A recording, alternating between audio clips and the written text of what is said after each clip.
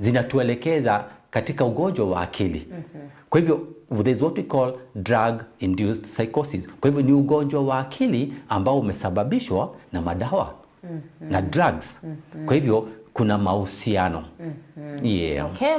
Alafu sasa unapata maybe sijui kama kuna the common one yenye iko sure when you abuse drug a substance ama substance abuse ukitumia sana, kuna ile mental health illness direct, inakuanga direct connection from substance abuse. Well, niseme kwa mfano katika madawa za kulevya, tunazo madawa zinafanya kazi kwa njia mbili. Tunazo madawa ambazo tunaziita uppers.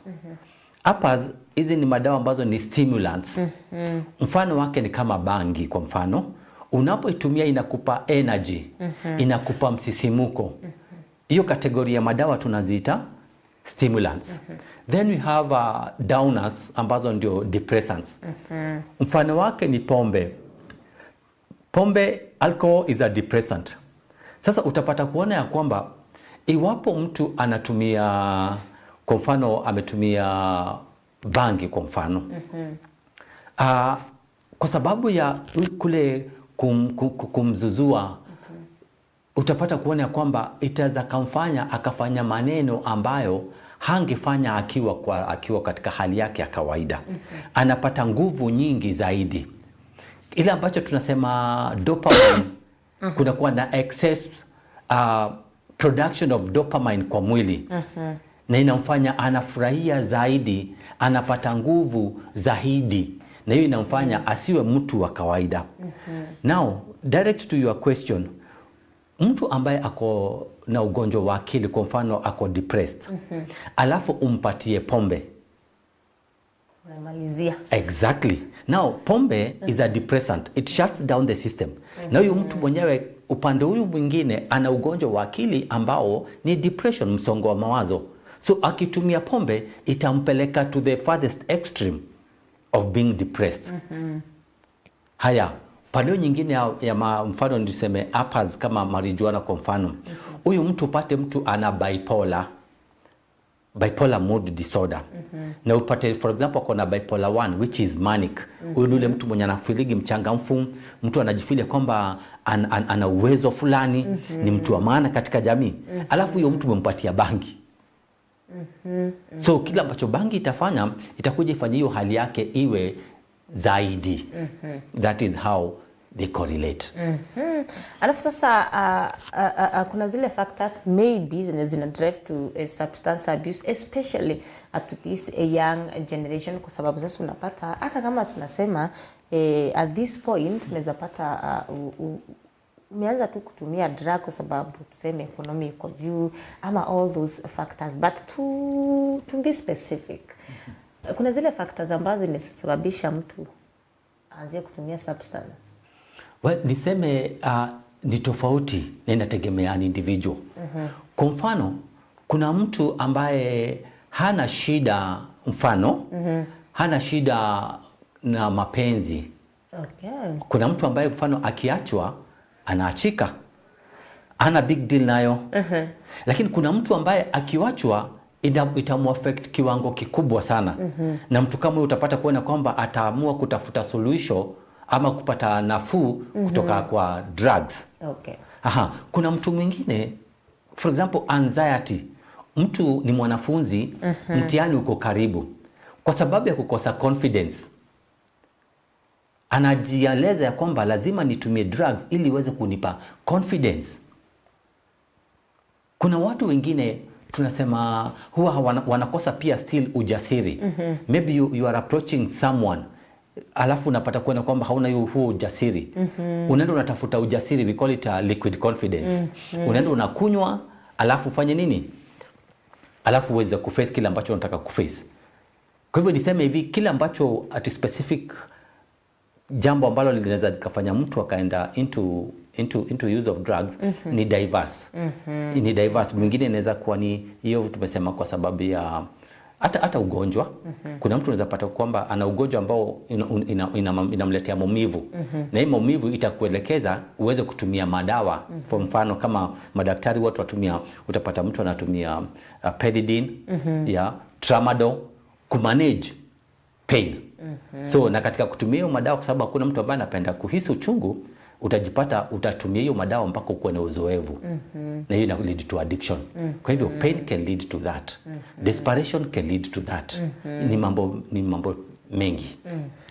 Na ningependa kuuliza ati daktari, how do they relate ile ya ama do they really heal? Kwa sababu utapata mtu anasema mimi nilianza kutumia maybe pombe vileo ama pia abuse drug ama cigarette because niko na stress. Na the moment mimi nikienda nikunywa pombe, stress zangu zinaisha. Do they really heal?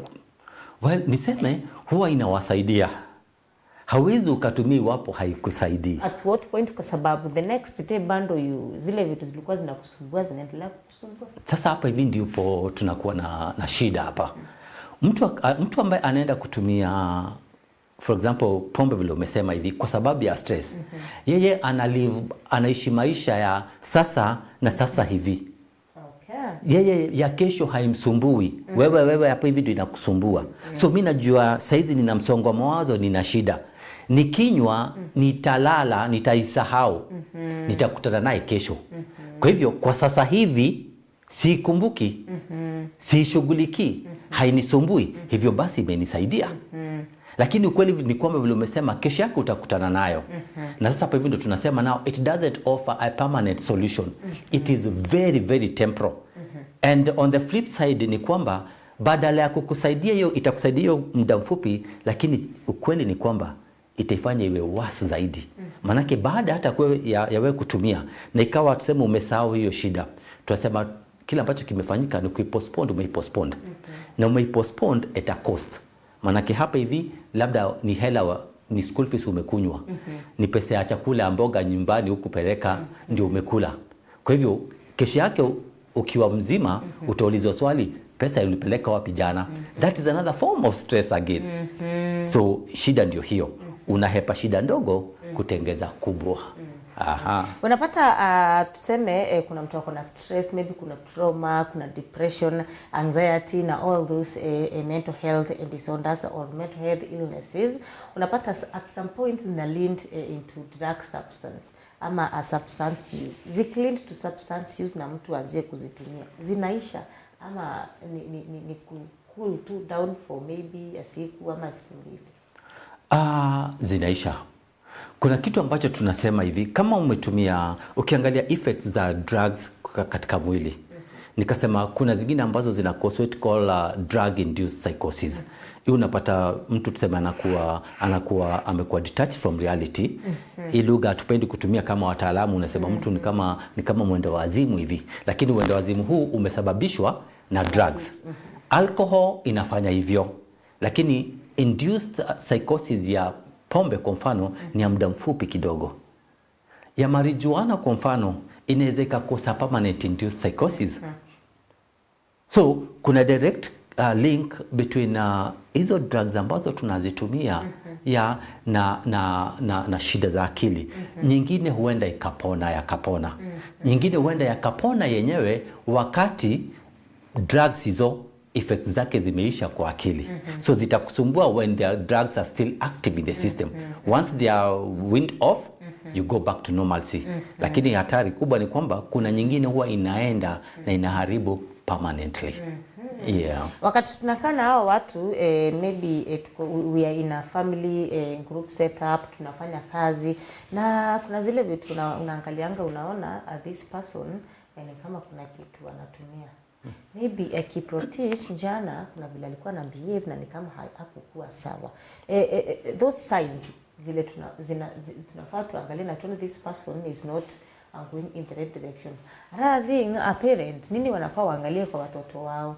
ndio wajue ameanza kuchange tabia, ameanza kutumia vitu haziko, kwa sababu napata in this generation wako werevu, zingine wanazindunga zile za kujindunga. I'm not even sure kama ni kweli, nikasikia kuna yenye ya kuinsert to the I don't know, but parent wanafaa waangalie nini ndio wajue, na pia sisi watu wenye tuko na wao around, what should we look at ndio tujue this person is heading in the wrong direction. Ukweli ni kwamba unapo interact na mpendwa wako, nitumie hii mzazi kwa mtoto, kuna vile mzazi anaelewa mtoto wake, anaelewa tabia za mtoto wake, hivi kwamba utakapoona kuna shift kidogo katika tabia ya huyu mtoto, itakufanya wewe mzazi ukaweza kujiuliza maswali. Na niseme hivi, kunapotumia madawa za kulevya, sawa na vile upenda kusema ya kwamba mapenzi ni kama kikohozi haiwezi kafichika.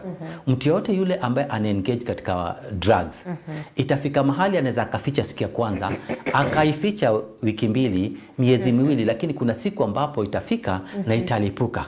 Kwa sababu mara nyingi unapo engage into whatever form of drugs, inafika mahali inaanza ku-create tolerance. Kumaanisha siku baada ya siku matumizi yako yanazidi kuongezeka juu. Na jinsi unavyozidi kuongezeka juu, ndipo madhara yake yanazidi kudhihirika. Kwa hivyo kama ulikuwa unatumia na ulikuwa cool, kesho kutwa utajipata umeanza kucheka, kesho kutwa utajipata umeanza kuchangamka, and you will be like, hapana, hii si kawaida yako. Kwa hivyo signs za kuangalia, number one, ni tabia ya huyu. Kama alikuwa mtu wa kuzungumza sana, siku hizi hazungumzi. Kama hakuwa anazungumza, siku hizi kama alikuwa azungumzi, siku hizi anazungumza. Ukimwangalia jinsi ambavyo anajiconduct, usafi wake ukoje, huyu mtu kula kwake kukoje, siku hizi anakula sana hashibi. Mfano tunasema for example kama drugs zingine, for example marijuana huwa ina increase appetite, so you'll be like, hapana, hii si kawaida yako hii. Yeah. So maongezi ya mtu, unasikia anaongea vipi.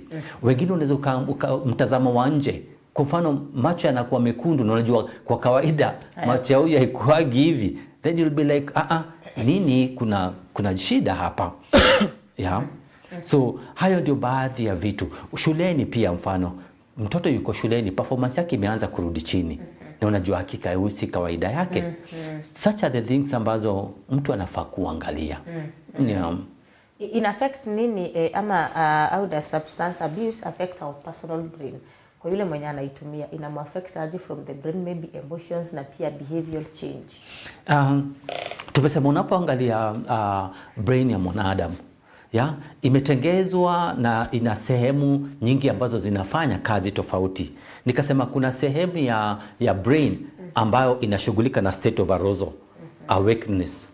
Kuna sehemu nyingine ya brain yenye inahusika na balancing. So unapotumia aina yote ya drug, ukweli ni kwamba kuna sehemu ambazo zitakuwa affected. Nikupe mfano kama pombe. Pombe tunasema it causes what we call dementia. Dementia ni ile hali ya kusahau. Yeah? So we have alcohol induced dementia. Kuna ile ya uzee, mtu kuzeeka akasahau. But we have alcohol induced dementia. So unaona directly matumizi ya pombe kwa wengine itawafanya waweze kuwa na kusahau. Yeah?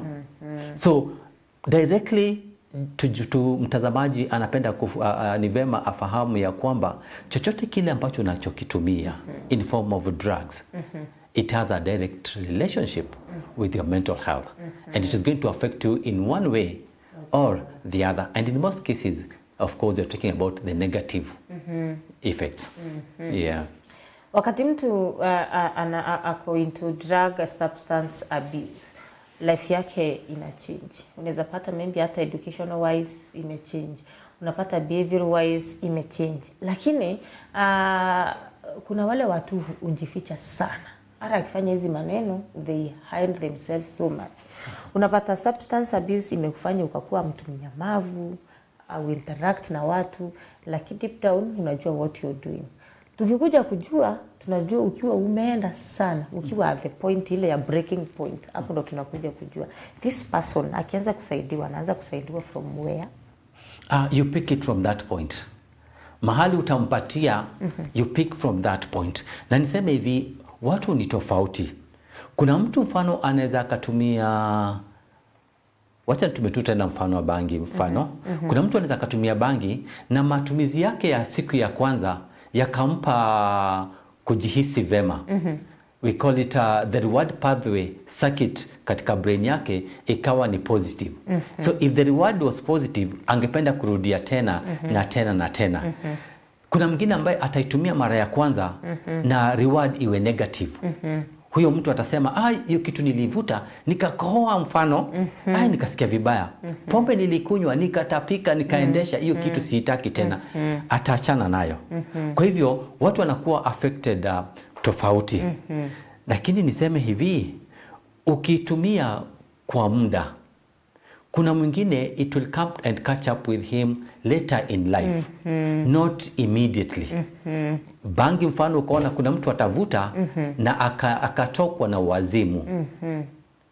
Ile bangi ya kwanza ya kuvuta. Kuna mwingine utamsikia amevuta miaka 20 na ako sawa in quotes. Of course that tells you jinsi ambavyo tuna process mambo na jinsi ambavyo mwili yetu ina interact na hizi drugs ni tofauti from one person to another. Kwa hivyo mtu yote yule ambaye anazitumia mahali ambapo utampatia, you pick it from there, na atasaidika. Haijalishi amezama kiwango gani, he or she can be redeemed. And to you, wenye ni wataalamu daktari, what do you do ili establish this person has been abusing this other one has been abusing this, and this other one has been doing a mix-up of all substances. And how do you do the treatment for those people? Swali nzuri. Niseme hivi, unapofanya, maybe you want to come up with a diagnosis, or maybe you need to understand ni kitu gani inasumbua huyu mgonjwa. Number one, we rely on history from the caregivers or the sponsors or the loved ones. Mzazi atakuja kuambia mfano, huyu kijana wangu anakunywa pombe, anavutaga bangi kwa sababu amemuona akivuta, amemuona akinywa. So that is first information. Information number 2 ni ile ambacho unaelezewa na huyo mgonjwa wako. Anakuambia, mimi natumiaga kubera, natumiaga sigara, lakini situmii pombe, natumia bangi. Hiyo ni sosi ya pili. Ya tatu sasa, we do what we call a toxicology test. Toxicology test, hii ni test ambayo tunafanya ya tunarun ili kuweza kuangalia huyo mtu anatumia madawa zipi. So hiyo ndio inakuaga na uhakika. Manake mtu anaweza kukueleza kumbe anakudanganya. Ama akakiri anatumia 2, kumbe anatumia 5, akaficha zingine 3. So unapofanya toxicology test, zitakuonyesha kwa uwazi ni madawa zipi huyu mtu anatumia. When it comes to substance abuse, at some point ina leading to addiction. Inakuwa huwezi ama huwezi ishi bila kutumia kitu fulani. Is it a disease ama a choice? Well, it is a disease. Na napenda vile umeuliza. You know, is it a disease or a choice? Yes. Let me say it is a disease. Because number one, hata wale watu ambao wameathirika kabisa na matumizi ya mihadarati, ukiwauliza ndani ya mioyo yao kama wanafurahia hali ambao wapo, watakwambia kwa hakika haiwafurahishi. Wakati mtu alianza kutumia mara ya kwanza, iwapo ni pombe ama ni bangi hiyo, siku ya kwanza angejua ya kwamba ingekuja kumenslave, hangetumia. Kwa hivyo ilianza kama tukio ambalo lilikuwa very innocent. Na kwa sababu tunasema it is a disease, ni kwa sababu inafika mahali ambapo ina affect your day to day life. Ya kwamba sasa hawezi ukafunction. It causes what we call a dependency. Mfano ukaona kwa pombe kuna mtu ambaye asubuhi akiamka lazima akatoa lock. Tunasema an eye opener. So unaona from the word an eye opener, lazima ikufungua macho, kumaanisha ulikuwa umezima, kumaanisha haujielewi. Kwa hivyo lazima unywe pombe, macho ifunguke, uweze kujielewa. Hiyo ni ugonjwa. That is addiction. Na niseme hivi, with addiction haiji kwa mara moja. Hawezi ukanywa ukaanza kama wewe ni mgeni wa matumizi ukatumia leo alafu kesho tukasema uko addicted. Inachukua muda na inachukua stages mpaka ukafika mahali ambapo hawezi ukafunction maisha your day to day activities pasipo kutumia. Unapata many people wanaogopa kushare their stories ama kushare kile wanapitia kwa sababu maybe ya stigma. They fear vile tutawachukulia. Mtu ataogopa kukuja aseme I've been struggling with bangi, I've been struggling with cigarette, I've been struggling with alcohol, kwa sababu anaogopa akisema utamchukua aje kwa sababu ya stigma. How should we do about it? Maybe kuhakikisha kwamba even when they feel like they want to open up, they can open up na hakuna mtu mwenye atawanjanja. Unajua siku hizi tunasema we listen and we judge. Sasa unapata so many, they are willing to speak up, they are willing to stop, they are willing to be helped. Lakini sasa wanaogopa vile sasa tutaanza kuwaona vile tutawachukulia wakianza kusema, unasema wacha nikufie kwa vitu zangu. Sasa najua mimi nikisema tu hivi nimeonja sigara nafukuzwa hata nyumbani. Niseme hii ni vita ambayo inaanza na sisi. Na inaanza wapi? Inaanza katika sisi kupata uelevu. Tupate mafunzo. Mimi na wewe tupate kujua ya kwamba addiction si ujinga. Addiction is not a choice. Addiction is a disease.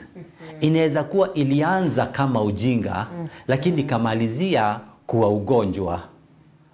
Na sasa mtu akiwa mgonjwa, how do you treat a sick person? A sick person hastahili kuwa condemned. A sick person anapelekwa hospitalini akapewa matibabu ambao unafaa. Kwa hivyo the issue of stigma ni mimi na wewe tukaweza kufight. Let us be our brother's keeper. Ya kwamba mtu akijieleza ya kwamba ana shida, msaidie jinsi alivyo. But don't point fingers. Don't do the blame game. Kumuuliza wewe mtu mzima ukianza kutumia hauko unajua bangi ni mbaya kwa mfano. Wewe saizi unanililia hapa hivi ati umekula school fees huko unasema. Na ukianza exactly. Na ulisema tu ukianza saizi unatuambia wakati imekuwa dhiri. Let us not be harsh to them. So to fight stigma niseme hivi, wacha tujifunze. And nashukuru sana Meru TV because tuko hapa hivi kuhamasisha umma. Na hiyo ndio hatua ya kwanza. Yes, tukifanya hivyo hii vita tutaishinda. Akora mtataka kujua can someone recover fully mwenye amekuwa addicted to drugs, to substance abuse, amekunywa akatumia na akaamua tu kuacha, anaweza recover sasa arudi mtu normal kabisa? Niseme hivi, nitaijibu kwa njia mbili. Addiction tunasema is not curable. Na tunaposema it is not curable ni kumaanisha hivi, haiponi kabisa. Lakini it is treatable and manageable. Kumaanisha huyu mtu ambaye yuko addicted anaweza akasaidiwa aka-overcome his or a drug of choice. Kama ni hiyo pombe, kama ni sigara, akaiondokea.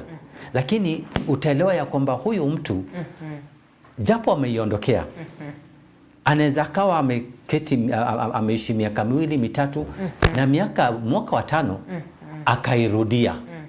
Kwa sababu hiyo ni ugonjwa. Kwa hivyo kama ni kupona kabisa tunasema la. In addiction we say tunasema there is no cure, but we live one day at a time.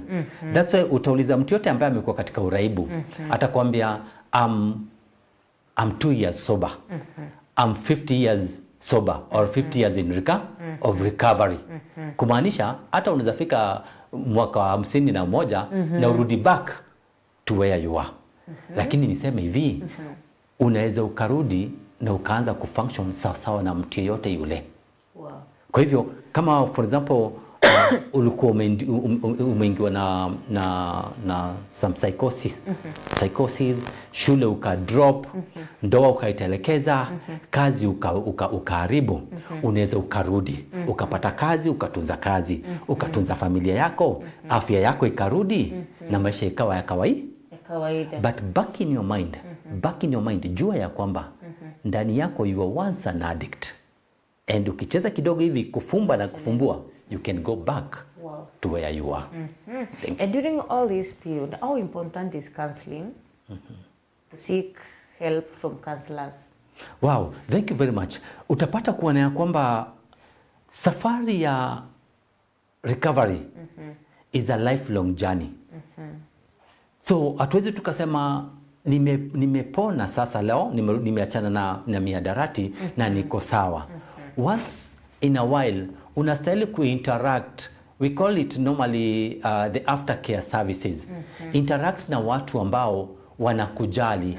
Interact na watu ambao watakukumbusha ulikotoka.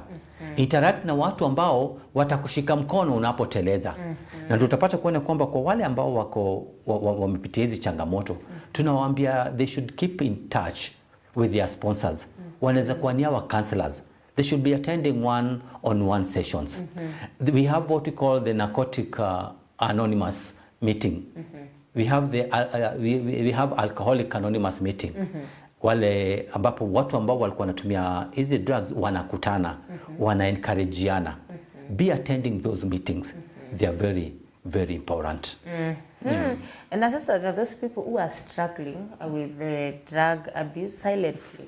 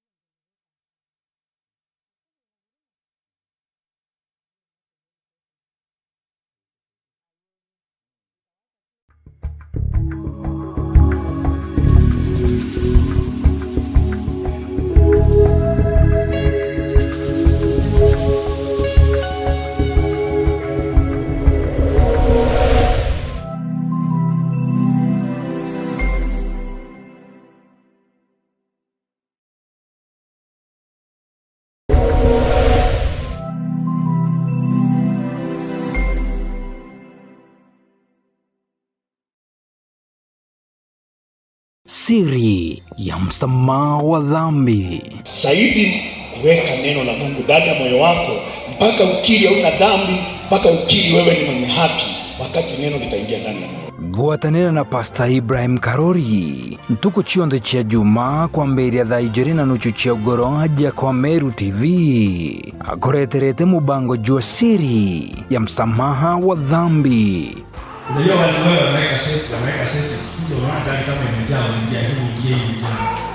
Kedhari mori nikire barebari na mpara na nyonta niontu bomantu jareja agirite nikwethero bakanyirwa.